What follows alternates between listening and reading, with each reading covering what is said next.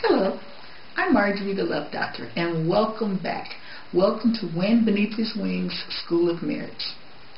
It's so good to be here with you again today. Singles, are you ready? I hope you're ready. I hope you have a pen and a paper, and I hope that you're ready to learn and find out some new things about yourself. It's a lot to do before you get married one day. You need to make great preparations, and you need to think about things a little differently. Get yourself ready, because he's coming one day. Sir, she's coming one day. So you might as well be prepared. Today I want to talk to you about when you look into your eyes. How many of you, when you look in the mirror, you don't really look at yourself? You just kind of glance over yourself. I used to do that a lot, because I didn't really like myself. You see, all my life, I've always been a fat girl. I was much bigger than I am today. That's a whole nother story. But people would always come up to me and say, oh, you would be so pretty if you could just lose that weight. I could be in a grocery store and people would hand me diets. No, seriously. Or they'd look at my basket and say, now, do you really need those cookies? I used to be so embarrassed. But this was my life. And so from 9 to 29, I dieted without fail. I was always on some kind of crazy diet, because I learned, and people helped me to learn, not to like myself. So I didn't do much looking at myself. As a matter of fact, I didn't even want a bunch of mirrors around me. So I want to talk to you about your self-esteem. I want to talk to you about what is it that makes you sad about yourself. I used to try to be the life of the party everywhere I went, because I would actually walk into parties and people would and start whispering, sometimes pointing and laughing, because I was always the fattest girl everywhere I went. And people just picked at me. Picked on me, should I say, sorry. But I learned if I can just put myself out there first, then they wouldn't. But they didn't know that at nighttime I would go home and cry myself to sleep at night, because I just couldn't get used to being who I was and liking me. So one of the things that's important when you're still single, before you get married, you need to get rid of that. Sir, I know men don't do it nearly as much as women. But, women, we are really bad for it. We have all the magazines that tells us that, we're nobody. We're not beautiful enough. But what does God say about you? I know sometimes men, I remember a few years ago when men started getting pecs surgically implanted. And they would, try and do different things. So men, you do it as well, but not nearly as much as us women. But I want to say to you both, male and female, what goes on in your mind when you look at yourself? Are you someone that has bad skin, or you feel like you need to lose a lot of weight, or if you could only just have this certain kind of hair?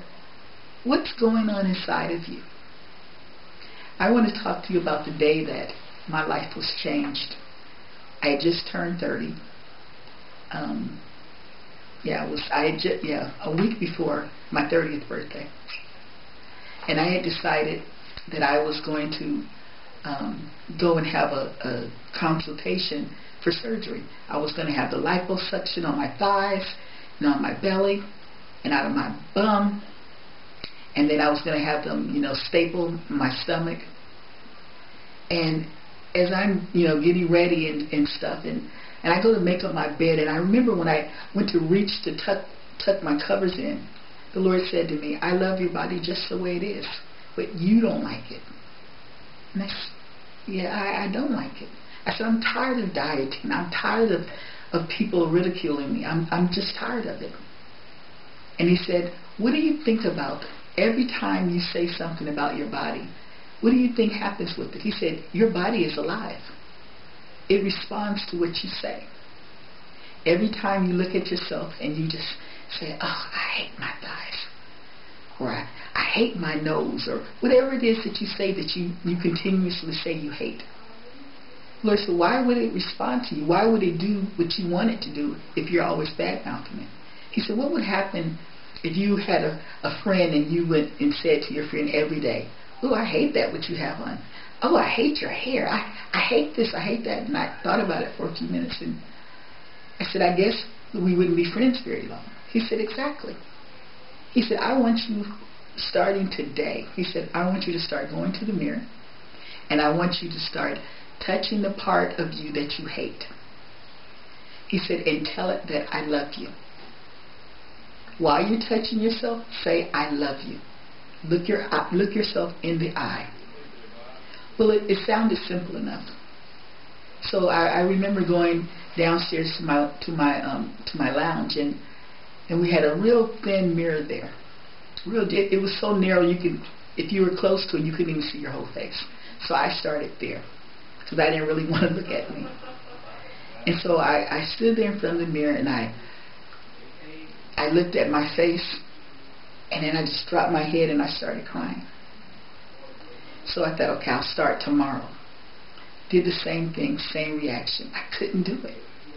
So about 2 weeks have gone by now, and I still haven't done it. All I could do is go to the mirror, try to say something, couldn't, cried, stopped, tried again the next day. Well, this particular day was a Sunday, and at the time I sang in the choir and I sat on the front row, and it was time for us to sing a song. So our choir director, she stood up and she motioned for us, to get up. And as soon as she did this, while we started to sing, I started saying, "I love you, I love you, I love you." I was touching the parts of me that I love. I couldn't control myself. I couldn't stop saying it. I was crying while I said it, and I was rubbing myself. I was rubbing my thighs, and I was rubbing my bum, and I was rubbing my belly, and I hated my arms, and I could not stop. My choir director, she looked at me like, "What are you doing?" But she just kept doing what she did, and I kept doing what I did. And I was so embarrassed, but I could not control myself. I could not stop if I wanted to. And I'm crying, and it just, I was feeling humiliated as I did it, because here I am in front of the whole congregation. I'm all inside of my robe. It must look very strange to everyone. It was strange for me, believe you me. And so as soon as our choir director stopped us from singing, I stopped saying it. She motioned for us to sit down. I sat down as if nothing ever happened. I was very embarrassed, but no one ever asked me until a year ago, 2 years ago now, when I went back to San Diego, asked me about that. And that happened, I was very single. I'm now 50, so it happened a long time ago. But the Lord knew He had somewhere He wanted me to go. See, that's one of the problems. When we have a low self-esteem, we never know how God is going to turn it around for us if we can just look to Him and raise ourselves up. Now, the thing that came with that is that the very things I was going to have cut away is the same exact things that my husband loved about me. The very same thing. And I often think about what would have happened if I would have had the liposuctions and all those things and me cut away. My husband would have never looked at me because he didn't like thin women. He liked fat little chocolate girls, and that's what I was. Not little girls as in little girl, but the story behind the little girl is when he was in the 3rd grade. He said there was a cute little fat chocolate girl in his class, and he's never forgotten her. So when he saw me, he said I was it. And I think about that so often. Had I not raised my self-esteem, had I not been able to look myself in the mirror, because after humiliating myself in front of the whole church, it was easy for me to go to the mirror and find something that's, good about me. So every day for 28 days, no, it was 29 days, I went to the mirror after that, and I started telling myself something good. I remember the first thing I was able to say about myself was that I think I have nice eyes. What do you think? Just plain. And then from there, I could go to the parts of me that I didn't like so much, and I would say, your thighs help you to stay warm. I start coming up with anything creative. Sometimes it was funny, sometimes it was serious, but I could say it without crying now. I could say it, and I started believing it. And so by the time, the 30th day came along, I realized that in that time, I began to like myself. You know, you can't love people if you don't love yourself. I don't care what anybody says. The Word says you must love yourself first before you can love anyone else. You love them as you love yourself. So if there's no love you have for yourself, guess what? Nobody else get any either. And that's how sometimes we miss the very people that God has brought to us, that desire us, that we're so messed up we can't believe that when they say, oh, I love your hair. And especially this women will say, no, my hair is not, you know, I have to do this, I have to do that. Oh, it's dirty, or oh, I need to relax. Well, the person didn't say anything about that. He just said, I like your hair. Or I like the way your body shape is. And because we're so hard on ourselves, it's very hard to believe that someone else likes that about ourselves. It's one thing my husband said to me years ago. I mean, we were still friends at the time. And he said to me, he said, you know, I like the way you are. He said, you don't seem like you have that fat girl's mentality like a lot of beautiful fat women. And when he says fat is not a bad word to him. And it's not a bad word to me anymore either. He said, you don't have that mentality. He said, you have a really nice, positive self-esteem. He said, I never hear you say anything bad about yourself. And I had to tell him the story. You know, I said, I used to never have anything good to say about myself. I said, but the Lord told me how He loved me. And how, you know, He has somebody for everybody.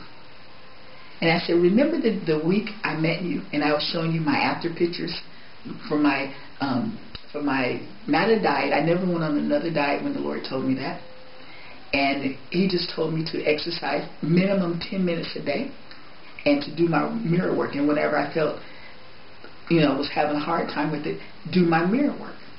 So that's what I did. So in that whole year that I did that, I had only lost, when I weighed myself, 5 pounds.